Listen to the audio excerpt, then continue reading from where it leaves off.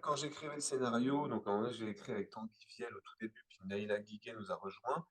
Il a fallu donc, nous on vient pas de ce milieu vraiment là, donc on a j'avais rencontré j'ai eu la chance de rencontrer Jean-Claude Poteau, qui est quelqu'un qui a passé, oui, une dizaine d'années en prison, qui s'est évadé de prison, qui a été en cavale, qui a refait sa vie, puis ensuite qui s'est fait arrêter, donc il connaît très bien ce milieu au sens de c'est un professionnel. C'est pas un voyou qui a travaillé tout seul. Donc, moi, c'était un peu le personnage que je décrivais, enfin, le milieu que je décrivais, c'est-à-dire des gens qui travaillent en équipe, qui ont un code à respecter, une sorte même qui ont à se soucier de la réputation. Donc, j'avais besoin d'un conseiller technique quand j'écrivais le scénario pour pouvoir simplement discuter avec quelqu'un qui connaissait ce milieu-là. Et quand est arrivé le moment de la distribution de mes rôles, j'avais ce personnage du complice de Rochdy et je m'étais dit, tiens, voilà, le film est rempli d'acteurs professionnels en son centre, comme ça, il y aura Rochdy, Noémie, Anouk et moi. Et ça me déplaît pas, et même je pensais que ça jouerait pour le film d'avoir quelqu'un dit d'amateur, un acteur amateur, qui est une chose que je trouve que quand il y a des mariages comme ça entre les professionnels et les amateurs, c'est ce que j'aime bien parce que tout le monde s'inspire les uns des autres. Et donc, j'ai demandé c'est-à-dire les professionnels sont très inspirés par les acteurs amateurs, quand tout d'un coup, ils ont une sorte de vérité qui sort. Donc, ça les motive aussi, les acteurs qui sont en train de faire semblant. Et pareil, les acteurs amateurs sont motivés par les professionnels, les acteurs professionnels, parce qu'ils ne les connaissent pas et que ça les fait, ils ont un rapport naïf à ce que c'est que de jouer. Et donc, c'est très inspirant pour eux. Et du coup, je lui ai demandé de passer les essais pour faire le personnage du complice de Michel.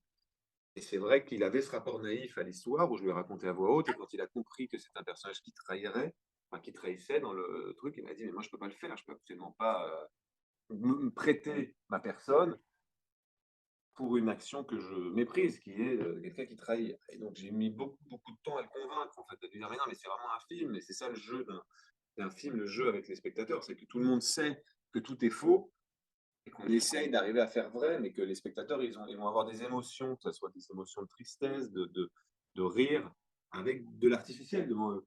Donc, ils vont jamais confondre. Ils vont pas se dire que tu auras, toi, Jean-Claude, t'es un sale mec.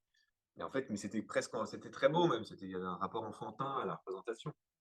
Et du coup, à la fin, il a accepté. Et je trouve que dans le film, il est vraiment très fort parce qu'il y a des fois où, alors, il n'était pas toujours fort quand on jouait parce que les acteurs que j'appelle les acteurs amateurs, ils sont très maladroits quand ils sont maladroits.